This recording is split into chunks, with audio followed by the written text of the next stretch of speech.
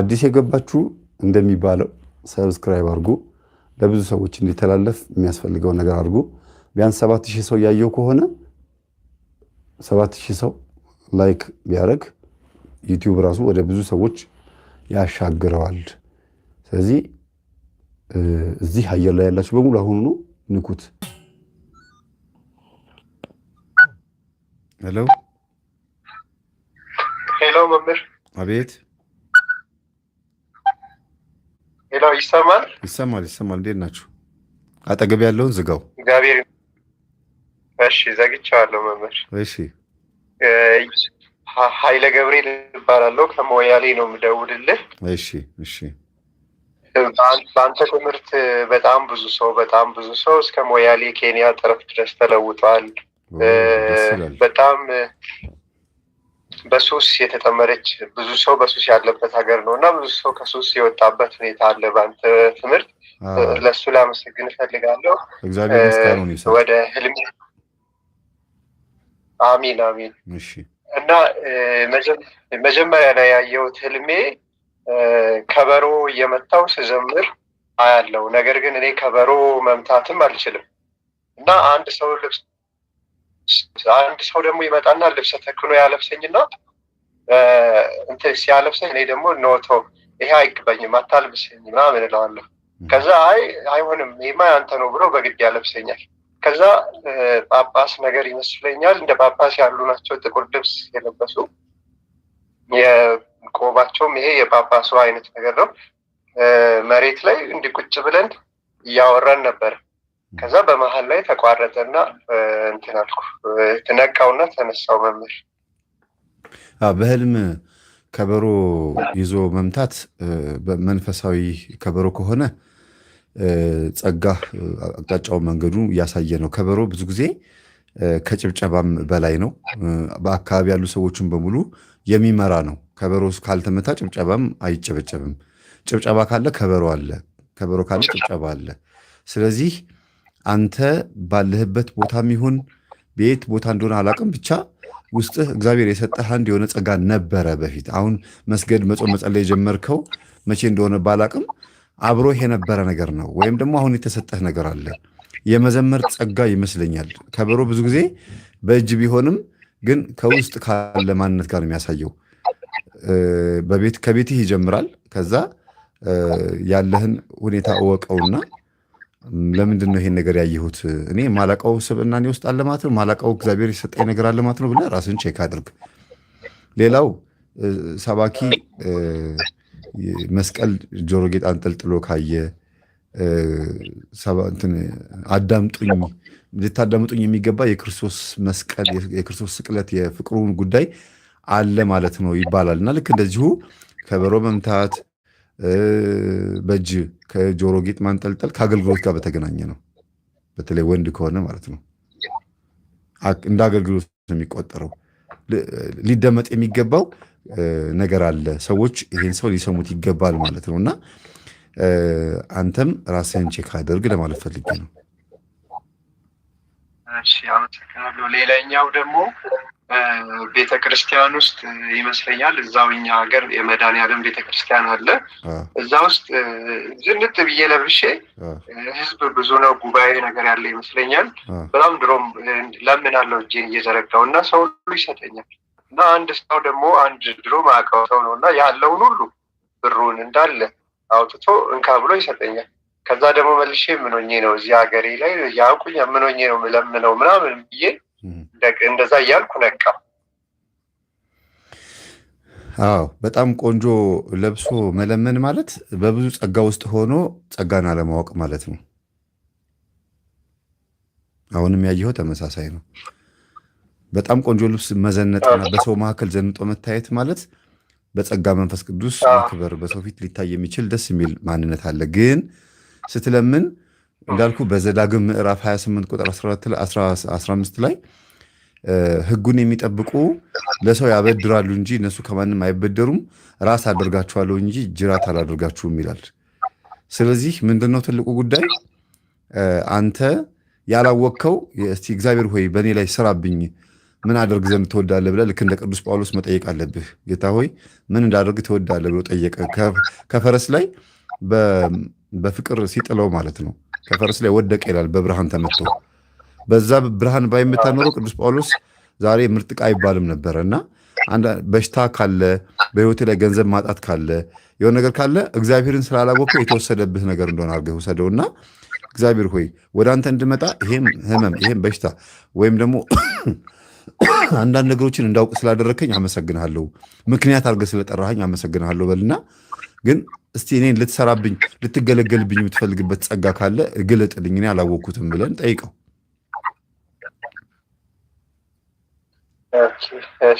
እሺ ሌላኛው ደግሞ የሆነ ምርቃት ላይ ከወንድሜ ጋር እንሄድና ወንድሜ ተው ይሄ ጥሩ አይደለም፣ ይሄ ለሰውነት ጥሩ አይደለም፣ ይሄን ብላ ብሎ በጣም ደስ የሚል ነገር ሲያበላኝ አየሁ። እንዴት ከታላቅ ወንድሜ ጋር ነው አንድ ድግስ ነገር ላይ እንሄዳለን። ከዛ ድግሱ ላይ ምግብ ስናነሳ ኖ ተው ይሄኛው ጥሩ አይደለም ይሄኛውን ውሰድ እያለ ይከለክለኝና እሺ ብዬ እኔም እሱ ያለውን ወስጄ እበላለሁ። ስበላ ደግሞ በጣም በቃ የሚስማማ ነገር ይሆንና አገኘዋለሁ። ድግስ በእርግጥ ጥሩ አይደለም። ድግስ ደስታውን ሳይሆን ማየት ያለብህ እናንተ ወደ ሆነ ቦታ ተጋብዛችሁ ተጠርታችሁ የምትሄዱት ይሄ በታላቅ ወንድም የተመሰለው ወይም መላክህ ይሆናል ወይ ቤተሰብ ሊሆን ይችላል። ግን አንዳንድ ነገሮችን ልታደርግ ስታስብ የሆነ መንግስታዊ ትእዛዝም ይሁን ቤተሰባዊም ጉዳይ አገራዊም ጉዳይም ይሆናል። ወደ ኢትዮጵያ ለመምጣትም ወይ ወደ ሀገር ለመሄድም ስታስብ ሰው ማማከር እንዳለብህ ማሳያ፣ ብቻህን እንዳትወስን። ማንኛውም ነገር ስታደርግ ከሰው ጋር ተማከር እና መጥፎ ነገር ወደ ድግስ ስትሄድ ሰው ከረዳህና ካገዘ ከዛ ድግስ የመዳን ምልክት ነው የሚሆነው። ይሄን እንዳበላ ይሄን ብላ ማለት ከዛ ከድግሱ አንተ ሳታውቀው የተደገሰልህ ነገር ውስጥ ችግር ሊኖር ስለሚችል ወንድምህ ታላቅ ወንድምህ ይሄን ብላ ይሄን አትብላ ሲል ታላቅ የሚለውን ብቻ ማሰብ ነው። ታላቅ የሚለው በጠባቂ መልአክም ይመሰላል፣ በሚያግዝህ በጸሎት በሚያግዝህም ሰው እግዚአብሔር ደግሞ በዛ በኩል ተመስሎ መጥቶ ይነግርሃል ማለት ነው። እሺ መምህር፣ እንግዲህ በብዙ ደውዬ ስላገኘው አንድ ወንድሜም ጠይቅልኝ እያለኝ ነው። አንድ የእሱንም ልንገርህ እና በጣም የተቀየረ ወንድሜ ነው እና ልንገርህ። ይቅርታ አጠገብህ አለ? አይ እሱ ወጥቷል፣ ግን ጠይቅልኝ ብሎኛል። ያለ ይመስለኛል ግን ኖ የለም። በቅርቡ አንተ እዚህ አዲስ አበባ መጥቶ ነበረ። አጠገብ ያለ የሚመስለኝ የሆነ ስታወራ አጠገብ ያለ መስሎ የሚሰማኝና እንደዛ ነው የመሰለኝ የገመትኩት። ቅርብ ሰዓት ነበረ። በጣም እየሞከርን ያለ ወጥቶ ሄደው ነው። እሺ ውሻ ነገር ነው ያባረዋል እና በጣም አባሮት እጁ ላይ ይዘዋል እና በቃ እንደምንም አድርጎ ተላቆ ሸሽቶ ይሄዳል። ግን ልብሱን ብቻ ይነክስበታል። እንትን ሲል አምልጦት ግን ይሄዳል። ውሻ ነው። የቤተሰብ ባዕድ አምልኮ ነው፣ ዛር ነው። ማምለጡ ጥሩ ነው። ዛሬ ትምህርት እያዳመጠ ነው፣ እያመለጠው ነው ማለት ነው ባጭሩ። አይ መስማቱ አይቀር። አይ እንደሚሰማው እርግጥ ያንተ ጓደኛ ከሆነ ይሰማል። አይ ወንድሜ ነው እኮ ገባኝ። መስማቱ አይቀርም ነው የምልህ። አንተ ቢያንስ ጸሎት ብታደርግለት ያመልጣል ብዬ አስባለሁ። ግን እንደሚያመልጠው ማሳያ ነው። ብትነግረው ምን ብትለው ሊድን የሚችል ሰው ነው ማለት ነው ትርጉሙ። የአንተን ትምህርት ሰምቶ ሃይማኖት ውስጥ የሌለ ሰው ነው። በአንተ ትምህርት ነው በጣም ሙሉ ለሙሉ እንደዚህ በቃ 360 ዲግሪ ነው የዞረው ማለት ትችላለህ እኮ። ለዚህ እኮ ነው በጣም ተቀይሯል። ይሄን እኮ ነው የምልህ። አምልጧል። ከውሻው ማምለጡ የሚያሳየው ይሄንን ነው። ውሻው ዛር ነው፣ ልክስክስ ነው። እንትን የለመደ መንፈስ ነው። ገብስማ አይነት ዶሮ ከፊት ለፊቱ እንደውም አብረን እየተኛን ነው፣ ደንግጠን ተነሳን። ፊት ለፊቱ ላይ ይቆም ይመስለውና ከዛ ዝም ብሎ ያየውና እሱ ሊያባረው ሲል ዘሎ ብርድ ውስጥ ይገባበታል። ከዛ ዋይ ብሎ ይነሳል። ምንድን ነው ዶሮ ሴት ዶሮ ናትና ፊት ለፊቱ ቁጭ ብላ ዝም ብላ አይኑን ታየዋለች። ከዛ ታየው እና ደግሞ መጨረሻ ላይ እሱ ሊያባራት ሲል ዘላ ብርድ ልብስ ውስጥ ትገባበታለች። ከዛ ደንግጦ ዘሎ ይነሳል። የራሄሎ መንፈስ ናት። በሴት ዶሮ የምትታየው ብዙ ጊዜ የራሄሎ መንፈስ ናት፣ የሴት ዛር መንፈስ ናትና አይነ ጥላ ትኖርበታለች። ትዳር እንዳይዝ ወይ ፍቅረኛ እንዳይዝ የሆነ ብቻ የምታስቸግረው መንፈስ አለች ብዬ ነው የማስበው። አግብቷል፣ ወልዷል። ግን ይሄ አሁን መንፈሷ ትዳር ውስጥ አሁን አልጋ ላይ ስትገባ አልጋ ውስጥ መግባቷ ትዳር ውስጥም ጣልቃ እንደምትገባ ማሳያ ነው። እኔ ያባባል ራሄሎ መንፈስ አለች። ጥንቃቄ ማድረግ አለበት። አልጋ ላይ የተቀመጠ ዶሮ ሴት ዛር መንፈስ ነው። ኦኬ፣ ትዳሩ ላይ ችግር ሊያመጣ ይችላል ማለት ችግሮች ሊፈጠሩ ይችላሉ ብሎ ማሰብም አንድ ነገር ጥሩ ነው። አስማንዲዮስ የሚባለው መንፈስም እንደዚህ ነው። አልጋ ላይ በባልና በሚስት መካከል ይተኛል የሚባለው ዝም ብሎ አይደለም። ራሄሎ በሴት ዶሮ መታየቷ ራሄሎ ብዙ ጊዜ በዶሮ ነው የምትገለጠው። ሕፃን ልጅ ሲወለድ በተለይ በሰሜኑ ክልል አካባቢ ራሄሎ ዶሮ ልክ አንዲት እርጉዝ ስትወልድ ዶሮዋ ትታረዳለች እና ለራሄሎ ነው የምትሰጠው እንዳመችሳ ማለት ነው። እንግዲህ በኦሮሚያ ክልል እንዳለው ወደ ሰሜኑ ደግሞ ልክ እንደዚህ ነው የሚደረገው። ብቻ የተልከሰከሰ የሆነ መንፈስ ነው። ያንን መንፈስ መገሰጽና ማሰር እንደሚችል ሊጠለቀቅ እንደሚገባው ትዳር ውስጥም ጣልቃ ገብታ ችግር ልትፈጥር የምትችል መንፈስ እንዳለች ማሳያ ነው። ቀርበህ ብታናገረው አንዳንድ ከሚስቱ ጋር ያልተስማማባቸው ያልተጣጣሙባቸው ጉዳይ ይኖራል ብዬ አስባለሁ።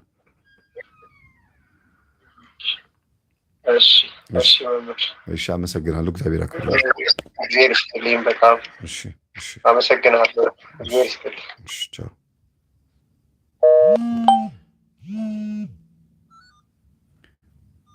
ሄሎ ሄሎ ሄሎ መምህር፣ ድምፅሽ ርቋል። ላውዱን አጥፊው፣ እንትኑን ንቀዩ። ሄሎ መምህር፣ ኤርፎኑን ንቀዩ ወይም ደግሞ ላውዱን አጥፊው። ሄላ አጠገብሽ ያለውን ቴፕ አጥፊው። አጥፍቻለሁ መምህር። ድምፅሽ ርቋል። እሺ፣ ኤርፎኑን ንቀዩ። ኤርፎኑን ንቀዩ። ድምፁን ጨምሪበት። ኤርፎን አላደረኩም። ድምፁን ጨምሪ። አዎ፣ እሺ። ሰላም ዋልክ መምህር? እግዚአብሔር ይመስገን። ቆይ አንዴ ጠብቂኝ። እዚህ ጋር አንዲት ልጅ ኮሜንት እየጻፈች ነበር። እዚህ ጋር ድንገት ነው ያየሁት። እየተወያየን ስለሆነ ህልሞቻችሁን መጻፉ ብዙም ያን ያክል ጥቅም ያለው ይኖራል ብዬ አላስብም። ግን ስትጽፉ እያዳመጣችሁ ጻፉ። ይህንን የምናወራው ነገርም ደግሞ ለመስማት ሞክሩ። ለምን ዛሬ ገብታችሁ ላይቭ ቻት ስትደራረጉ ነገ አይ ሰምቼዋለሁ ትናንትና ነበርኩኝ ላይቭ ላይ ብላችሁ በዛው ነው የምትተውት። ከትምህርቱ ከእህትና ከወንድሞቻችን መስማት ማዳመጥ የሚገባችሁን በጣም ብዙ ነገሮች እያመለጣችሁ እናንተ ስትጻጻፉ እና ማዳመጥ ልመዱ ባካችሁ። እሺ፣ ቀጥዬ ነው እህት። እሺ መምህር፣ አመሰግናለሁ። እሺ፣ በመጀመሪያ በጣም ነው የማመሰግነው። በአንተ ትምህርት በጣም ያልተቀየረ ሰው አለ ብዬም አልገመትም። ከኔ ጀምሮ በጣም ነው የተቀየርኩት። እግዚአብሔር ይመስገን። አሁን ያለሁበትን ህይወትና ድሮ ያለሁበትን ሳነጻጽረው በጣም ሰማይና ምድር ያክል ነው ርቀቱ። በጣም ነው የማመሰግነው እና ለብዙ ሰዎች መቀየር ምክንያት ስለሆንከን በጣም ነው የምናመሰግነው። እግዚአብሔር ያኑርልን፣ እንድንማማር ያቆይልን። አሜን። እንድንማማር ነው፣ ምንም አይደለም። እግዚአብሔር ምስጋናውን ይውሰድ። ወደ ፕሮግራማችን እንግባ። እሺ፣ ፕሮግራምክን እየተከታተልኩ ነበረ ከመጀመሪያው ጀምሬ እና ስለ ህልም ነው የነበረው ቆይታ ማለት ነው። በመጀመሪያ ብዙዎቹን ህልሞችን ሰዎች ከሚናገሯቸው ነገሮች ተመሳሳይ ነገሮች ስለነበሩ እዛ ተረድቻለሁኝ። እነዛን አልደግማቸውም። አንደኛው ህልሜ የሆነ ሰዓት ላይ በጣም አሞኝ ነበር እና በታመምኩ ሰዓት በጣም ይጨነቅ ነበር። በዛን ሰዓት ምንም አይነት ጸሎት ያልጀመርኩበት ሰዓት እና በህልሜ ይመስለኛል በጣም በአስከፊ ደረጃ ላይ በነበርኩ ሰዓት ነው እና ታላቅ ወንድሜ ይመስለኛል ታላቅ ወንድሜና አንዲት ጸይም ሴትዮ ደልደል ያለች ሴትዮ ሆነው ወንድሜ በግራ በኩል ሴትዮዋ ደግሞ ማላቃት ነች እና በቀኝ በኩል ሴትዮዋ በግራ በኩል ደግሞ ወንድሜ ታላቅ ወንድሜ ሆነው ይመጣሉ። እኔ ታምሜ ይመስለኛል፣ ያው ታምሜም በነበርኩበት ሰዓት ነው። ዊልቸር ላይ ቁጭ ብዬ ይመስለኛል። በዛን ሰዓት በጣም አሞኝ ነበር እና ወንድሜ ነጭ ንጹህ ወረቀት ይዟል።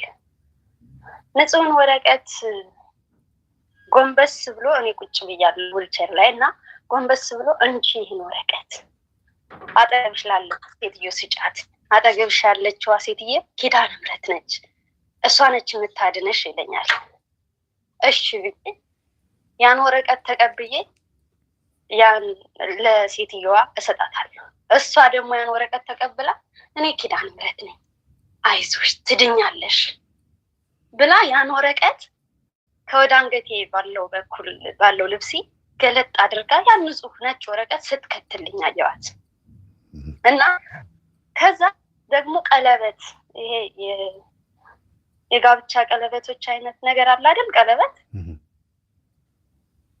እሱን የወርቅ ቀለበት ይዣለሁ እኔ በእጄ። እሱን አምጪው፣ እሱ ላንቺ አያስፈልግሽም አሁን ብላ ያን ቀለበት ይዛው ስትሄድ እንደ ሰው በቃ እንደዚህ ቁጭ ብዬ ስትሄድ አየዋት ሴትዮዋ ማለት ነው። አይዞሽ ትድኛለሽ ብላ ወረቀቱ ከሰጠች በኋላ ያን ቀለበቱን ግን ይዛው ስትሄድ አየዋት። ወንድሜ ሲሄድም አላየሁትም፣ ሲቀርም አላየሁትም። ያን ህልም አይቼ ነቃሁ። ይገርማል። ታመሽ ዊልቸር ላይ መቀመጥሽ በህይወትሽ ውስጥ እርዳታ የሚያስፈልግሽ ሰዎች እግር እንዲሆኑሽ፣ ሰዎች ረዳት እንዲሆኑሽ የሚያስፈልግሽ አንድ የሆነ ክፍል አለ።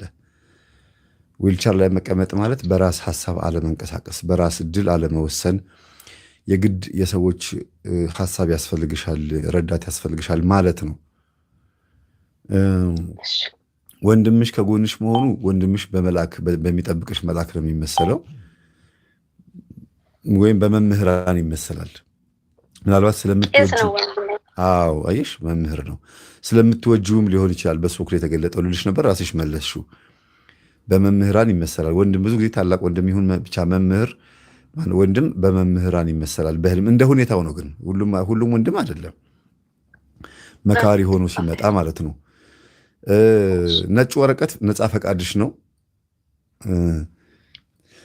እንደገና ነጭ ወረቀት ደግሞ ንስሐ መግባት የምትችይበት ሰፊ ጊዜ እንዳለሽ ማሳያ ነው። ለንስሐ ጊዜ ስጪ። ንስሐ የምትገቢበት ጉዳይ አለ። አሁን ስለ ትዳር የምታስቢበት ጉዳይ አይደለም። አምጭ ቀለበቱን። ስለ ፍቅረኛ፣ ስለ ትዳር ነገ ከነገ ወዲያ እንዴት እኖራለሁ የምትይበት ጊዜ አይደለም። መጀመሪያ ልታስወግጁ የሚገባ ነገር አለ። ይሄን ካላስወገድሽ፣ ኃጢአትሽን ካልተናዘዝሽ፣ የሆነ ነገር ካላስወገድሽ ከፊት ያለው ህይወትሽ አይስተካከልም እየተባልሽ ነው ያለሽው።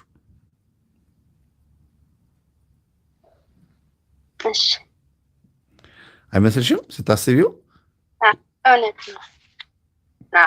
ማለት እግዚአብሔርና አንቺ ብቻ በምታውቁት አንድ የሆነ ስለ ትዳር፣ ስለ ፍቅር ስታስቢ ወይም ደግሞ ስለሆነ ትልቅ ጉዳይ ስታስቢ ቀለበቱን አምጩ፣ እኔ ኪዳነ ምሕረት ነኝ። ደግሞ ማርያም ነኝ አይደለም ያለች፣ ኪዳነ ምሕረት ነኝ ያለችው። ስሟን በኪዳነ ምሕረት ስም መምጣቷ ለኃጢአትሽ ስርየት መጀመሪያ የሚገባው እሱ ነው። ንስሐ ይገባሻል። ኪዳነ ምሕረት እንዲደረግልሽ እንድለምንልሽ ጸሎት አድርጊ፣ ይቅር በለኝ ማረኝ በይ ማለት ነው። በኪዳነ ምሕረት ስም መምጣቷ ማለት ነው። እውነት ነው መምህር። አሁን ደግሞ በቅርብ አሁን ትንሽ ጸሎት ከጀመርኩበት ሰዓት ደግሞ እንዲሁ አንዲት ማቃሱ ጓደኛዬ ትመስለኛለች። እንደውም ቀኑ የኪዳነ ምሕረት ነው። አሁን በዚህ ወር ማለት ነው 18 ቤተክርስቲያን ሄጄ ይመስለኛል። ቤተክርስቲያኗም ኪዳነ ምሕረት ነች። እዚሁ የምኖርበት ሀገርም ኪዳነ ምሕረት ነች እና እዛ ቤተክርስቲያን ሄጄ ከቤተክርስቲያን ስወጣ አንዲት ጓደኛዬን አገኛታለሁ። አብረን ያስቀደስ ነው ምናምን ይመስለኛል። እሷን ነይ እንሂድ ወደ እኔ ቤት እላታለሁ። ከዛ ስላት እሺ፣ ልጅ አላት አንድ ወንድ ልጅ። ከትምህርት ቤት ልጅን ማምጫ ሰዓቱ መስሎኝ ነበረ። ሰዓቱ አልደረሰም። እደርሳለሁ አብረን እንሂድሽ ምናምን ብላኝ አብረን እንመጣለን ወደ እኔ ቤት። ስመጣ ሳየው ቤቱ ይሄ የምኖርበት ቤት አይደለም ይመስለኛል። የእናት አባቶቼ ቤት ድሮ የተወለድኩበት የእናት አባቶቼ ቤት ነው ይዣት ሄድኩት። ከዛ ገጠር አካባቢ ነው ተወልጄ ያደርኩትና ፎቅና አዳራሽ የሚባል ቤት አለ። እሷ ከፎቁ ቁጭ ብላለች፣ እኔማ ከአዳራሹ ቁጭ ብያለሁ። ልጅቷ ማን እንጀራ እንደሰጣት አላውቅም። በሰሃን በትንሽ የሰሃን በሽሮ እንጀራ ተደርጎ እየበላች ነው። እናቴ ትመስለኛለች። በጣም በሚያምር ሞሰብ ትልቅ ሞሰብ እንጀራ አድርጋ ስጋ ወጥ፣ ከዛ ላይ ደግሞ እርጎ ፈሰስ ብሎበት ኑ ብሉ ትለናለች እናቴ። ከዛ ሳያት ልጅቷ የለችም። እንዴ ልጅቷ እኮ የለችም፣ ጓደኛዬ እኮ የለችም፣ ቆይ ልጥራት እሷን ብዬ ሄጄ ልጠራት እሷን ሲሄድ እሷ በሳህን እንጀራ በሽሮ ወጥ ትበላለች። እንዴት እዚህ በሽሮ እንጀራ ትበያለሽ? እዛ ስጋ ቀርቦ ብዬ ያን እንጀራ ተቀብያት አስቀምጨው የሳህኑን እንጀራ መተን ያን የሞሰቡን እናቴ ወላጅ እናቴ ነች የሰጠችን ያን የሞሰብ እንጀራ ስንበላ አየሁ። አዎ ከእሷ የምትማሪው አንድ የሆነ ጥሩ ስነ ምግባር አለ ብዬ አስባለሁ። ምናልባት እንግዲህ ልጅቷ መጥፎ ትሁን ጥሩ ትሁን አላውቅም። አንድ አንቺ ጋር ያጣሽው እሷ ጋር ግን ያለ ትዕግስተኛነት ይሁን ትህትና ይሁን በቻይነት ተጫዋችነት ይሁን ብቻ የሆነ ከእሷ ልትወስጁ የሚገባ የሆነ ደስ የሚል ባህሪ አለ።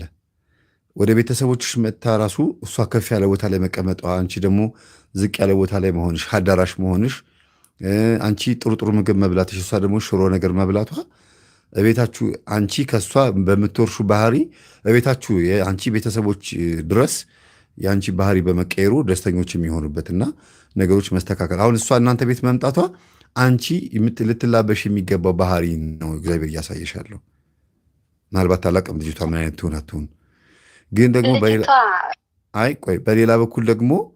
በሌላ በኩል ሳስበው ደግሞ ልጅቷ ከአንቺ የምትጠቀምበት የሆነ እድል ይኖራል። አንቺ እና እሷ አብራችሁ ባላችሁበት ጊዜ ወይ በአንቺ እድል፣ በአንቺ ሀሳብ፣ በአንቺ ቻንስ፣ በአንቺ ስራ ሁለታችሁ ተመጋጋቢ የምትሆኑበት ለእሷ አዝነሽ የምትደርሽላት ወይ ደግሞ እንግዲህ እሷ የምትወክለው ወደ እናንተ ቤተሰብ መምጣቷ ወደ ድሮ ቤተሰቦችሽ መሄዷ የአንቺን የድሮ የልጅነት ባህሪሽ ከእሷ ጋር አሁን ካለችበት ጋር የሚያገናኝሽ ይመስለኛል።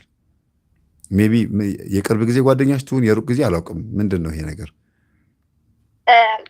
ጓደኛዬ እንደዚህ ማለት ጠለቅ ያለ ጓደኛ የለንም፣ ግን ትውውቃለን። ሁለታችን በስደት ዓለም ነው የምንኖረው። አጋጣሚ ሆኖ እኔ በማላውቀው እሷ የምታውቀው ነገር የሆነ ሰዓት ላይ ይቅርታ ጠይቃኝ ነበረ። ሰዎች እንደዚህ አሉኝ ምናምን ብላ፣ ግን ፍጹም እኔ ባላሰብኩት መንገድ ነበረ። ልጅቷ አጋጣሚ ምናምን ስጋው ደግሞ ተቀብላለች ምናምን፣ እግዚአብሔር ይመስገን ከኔ የተሻለች ሰው ነች። አየሽ አሁን ያን እኮ ነው የምልሽ። እሷ ጋር አንድ ጥሩ የሆነ አንቺ ጋር የሌለ ጥሩ ስለምግባር ጥሩ ባህሪ ይኖራታል እና እሷ እናንተ ቤት መምጣቷ ወደ ድሮ ቤተሰቦችሽ ቤት መሄዷ ከፍ ያለ ቦታ ላይ መቀመጧ አንቺ እንደሷ ብትሆኚ ቤተሰቦችሽ ጋር ሄደሽ ልክ እንደሷ ከፍ ያለ ነገር ነው የምታገኘው። ጥሩ ክብር፣ ጥሩ ስለምግባር፣ ጥሩ የሆነ ተቀባይነት ታገኛለሽ እየተባለ ነው ያለው። የሚገባሽ ደግሞ አሁን እሷ ሽሮ ስትበላ በትህትና አንቺ ስጋ ቢ አይደል ያልሻት፣ ልክ እንደዛ ደግሞ አንቺ ደግሞ በስጋው ደግሞ ብትከብሪ፣ በጣም ጸሎተኛ ሰጋጅ እግዚአብሔርን የምታከብሪ ብትሆኚ ወደ ቤተሰቦች ስትሄጂ አንቺ በትህትና አነስ ያለ ነገር ስትመኝ ወይም የሆነ አነስ ያለች ነገር ከፍቼ እንደዚህ አድርጌ ራሴን ኑሮዬን እመራለሁ ስትይ ቤተሰቦችሽ ደግሞ ጥሩ የሆነ ገንዘብ፣ ጥሩ የሆነ ኑሮ፣ ጥሩ የሆነ እድል ይሰጡሻል ብዬ አስባለሁ ለአንቺ። እንደዛ ነው የማስበው። አንድ ደግሞ አባቴን በጣም ነው የምወደው። ቄስ ነው አባቴ እና አባቴ ይመስለኛል ከአባቴ ጋር አባቴ መኪና ይነዳል ይመስለኛል። እኔንም አብሮኝ ይዞኝ እየሄድን የምንሄደው ድሮ የተማርኩበት ኤሌመንታሪ ትምህርት ቤት ከ5ኛ ክፍል እስከ 8ኛ ክፍል የተማርኩበት ትምህርት ቤት ነው። በር ላይ ስንደርስ ልክ እንደዚህ የኮሮና ክትባት የሚሰጡት አይነት ሰዎች አሉ አይደለም? እንደዛ መርፌ ካልተወጋችሁ ትምህርት ቤቱ ጋር አትገቡም ይሉናል። ከዛ አባቴ መኪናውን አቁሞ አረ መኪናውን አልዘጋኸውም እለውና ይዘጋውና ከዛ መርፌውን ካልተወጋችሁ አትገቡም ሲሉን እሺ ብለን መርፌውን ተወተን ወደ ትምህርት ቤቱ ስንገባ እኔም አባቴ አየሁኝ። ትምህርት ቤቱ ይቺ አሁን ያለንባት ጊዜ ናት። አሁን ያለንባት ሰዓት ናት። የፈተና ጊዜ ነው። መማሪያ ቦታ ነው። የሆኑ ነገሮችን የምናውቅባቸው ጊዜ ነው። መርፌው ደግሞ አሁን በግዳጅ የሚመጡብን ነገሮች ናቸው። ብዙ ነገሮች በግዳጅ ይመጡብናል። አባትሽና አንቺ በአንድ መኪና ሄዳችሁ በሩን ሳያዘጉት አንቺ የነገርሻቸው ዛሬ አንቺ የደረስሽባቸው ነገሮች ምንም እንኳን ካህን ቢሆኑም እሳቸው ስልጣናቸው የክህነት ስልጣን ነው። ቤተክርስቲያን የማገልገል ነው። ግን አንቺ ያወቅሽውን ደግሞ ላያውቁ ይችላሉ። አንቺ ደግሞ እሳቸው የሚያውቁትን ላታውቂ ትችላለሽ። ምንም የማይገናኝስ ቢሆንም በመካከላቸው አንቺ ምእመን ብትሆኝም የሆነ ያልገባቸው ዘመኑን ያልዋጁበት ያልተረዱት እሳቸው ለደሞዝና ለገንዘብ ወይ ደግሞ ለተለያዩ ጥቅማ ጥቅሞች ብቻ ወይም እንዲሁ አገልጋይ ለመሆን ብቻ ሲሯሯጡ አንቺንና ቤተሰቦችሽን ወይም ደግሞ አንቺንና እህትና ወንድሞችሽን የተዘናጉበት ነገር ይኖራል። ምን ሁኔታ ላይ እንዳላችሁ ምን ማድረግ እንዳለባችሁ ያልተረዱት ነገር ይኖራል እና አባዬ በሩን ዝጋው ስትይ አባዬ አሁን ያለንበትን ጊዜ አስብ እባክህን፣ በጸሎት አስበን፣ ክፍት አታርገው፣ ሁሉን ነገር አስተውል እንደማለት ነው እና አባትሽን ልታነቂያቸው የሚገባ አንድ ጉዳይ አለ። የሆነ ማወቅ የሚገባቸው ነገር ካለ አሳውቂያቸው። ትምህርቱን ማዳመጥ ካለባቸው ያዳምጡ። በጸሎት እንዲያስባችሁ ንገሪ። ከአንቺ የሚጠበቀው መተንፈስ ነው። ወደ ትምህርት ቤቱ ደግሞ ተከትባችሁ የምትገቡት ግዳጅ የምትቀበሉት ግዳጅ እንዳለ ማሳያ ነው። ትምህርት ቤት መማሪያ ብቻ አይደለም፣ መፈተኛም ቦታ ነው። ስለዚህ አንቺንና ቤተሰቦችን ለማስተዳደር አባትሽ ዋጋ በሚከፍሉበት አካሄድ ውስጥ አንቺም ተሳታፊ ነሽ፣ አንቺም አለሽበት። እየሰማሽ ነው? ዛሬ ከዛሬው ጋር ሳገናኝልሽ አባትሽ በሕይወት አሉ? ምን ይሉሻል? ስለዚህ ትምህርት ብታወሪያቸው ምን አይነት ስሜት ሲኖራቸው ብለሽ ታስቢያለሽ? አረ ደስ ነው የሚለው። ምክንያቱም አባቴና እኔ በጣም ጥሩ እንዴት ነው አባትና ልጅ የሚለው ራሱ አይገልጸንም። በጣም ነው አባቴን የምወደው፣ በጣም ማለት ነው መግለጽ ከምችለው በላይ እና እንድለም ቀርቶ እኔ አድርግ ያልኩትን ነገር በጣም ማለት አባቴ ጓደኛዬም ወንድሜም ሁሉ ነገሬም ነው። በቃ እንዴት ነው ጥሩ ግንኙነት ነው ያለን። እንደ እናት እንደ አባትና እንደ ልጅ ብቻ አይደለም፣ እንደ ጓደኛም ነው አባቴን ማማከረው። ምንድነው ይሄን ያልኩሽ? ምንድነው አባትሽ አንቺን የሚሰሙሽ ከሆነ ይሄን እድል ተጠቀሚበት። አባዬ በሩን ዝጋው ስትይ በሩን ከዘጉት እሳቸው ጋር ክፍት የሆነ ነገር አለ። መኪናውን የሚነዱት እሳቸው ስለሆኑ አንቺ ተሳፋሪ ነሽ እዛ ቦታ ላይ።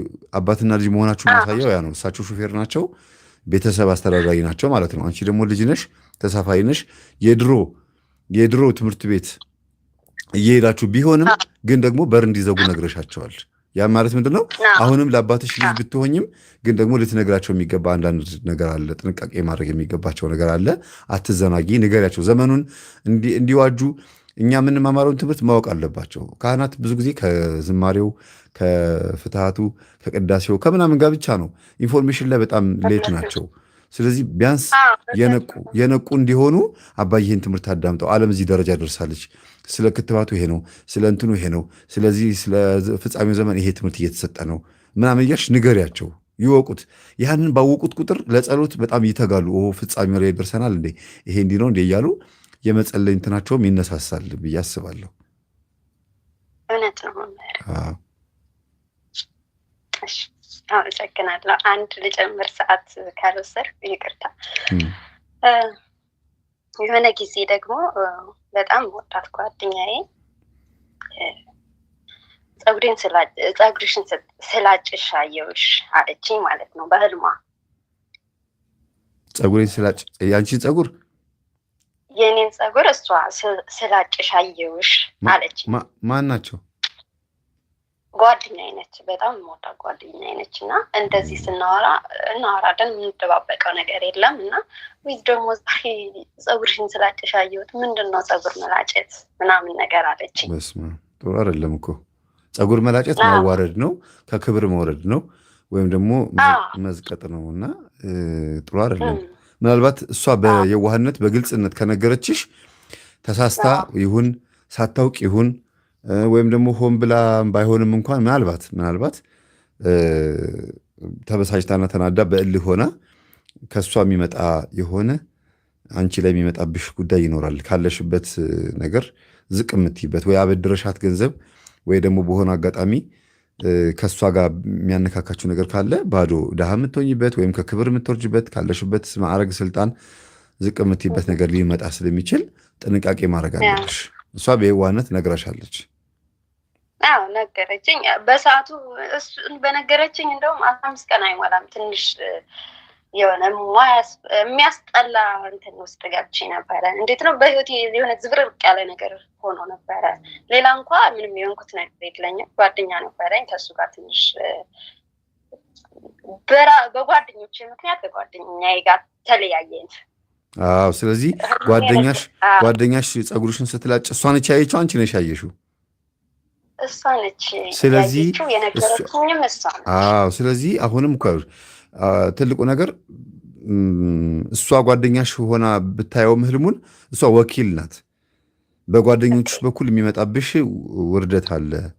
ክብርሽን፣ ማዕረግሽን፣ ፀጉርሽን ወይም ጓደኛ ፍቅረኛሽን ልታጭ ትችያለሽ ማለትም ጭምር ነበርና ራሷ ባትሆንም ከእንደዚህ አይነት ሁኔታ እሷ በግልጽነት ብታወራሽም በእንደዚህ አይነት መልኩ ይመጣብሻል ብሎ እየተናገርሽም ይሆናል። ትክክል። በዛን ሰዓት ስትነግረኝ ራሱ እኔ በጣም ደንግጬ ነበር። እሷ ምንም አልመሰላትም። እኔ እንደውም እንዲህ በጣም መጥፎ እኮ ነው፣ ፀጉር ጌጥ ነው፣ ፀጉር ለሴት ልጅ ምን ውበቷ ነው ምናምን ስላት፣ እንደውም ባልነግርሽ ይቻል ነበር፣ በጣም ደነገጥኩ ምናምን አለች። ችግር የለም ምናልባት በሰዓቱ ከጓደኛዬም ጋር ተጣላን፣ አለፈ። በጣም ከባድ ጊዜ ነበረ። የተጣላነውም በእነሱ ምክንያት ነው። ምክንያት ሆነ የተጣላነው በጓደኞቼ ነው። ከእሱ ጋር የተጣላነው እኔ እና እሱ በራሳችን ችግር ሳይሆን በእነሱ የሆነ ችግር ተፈጠረ እና እስከ መለያየት ደረጃ ደረስን። እንደዛ አለፈ። በቀደም ደግሞ ከትናንቱ ወዳ በቃ ፀጉሬ በሚያምር ሁኔታ እንደዚህ አሁን እንዴት ነው ከለር ያለው ፀጉር ሆኖ ተተኩሽ በጣም ሲያምር ወዙ ምናምን አየውኝና ምን እንደሆነ ግን አላውቅም። አሁን ደግሞ በአዲስ መልኩ እግዚአብሔር ከፍ ከፍ ሊያደርግሽ ነው። ፀጉር ተተኩሶ በሚያምር መልኩ ከታየ ወደ ነበርሽበት ክብርሽ፣ ወደ ነበርሽበት ስብዕናሽና ደስ በሚል መልኩ በሰው ፊት ውበትሽን የምታገኝበት፣ ያ ደግሞ ያንቺ አይደለም። እግዚአብሔር አይደል ፀጉርን ጸጋን የሚሰጠው?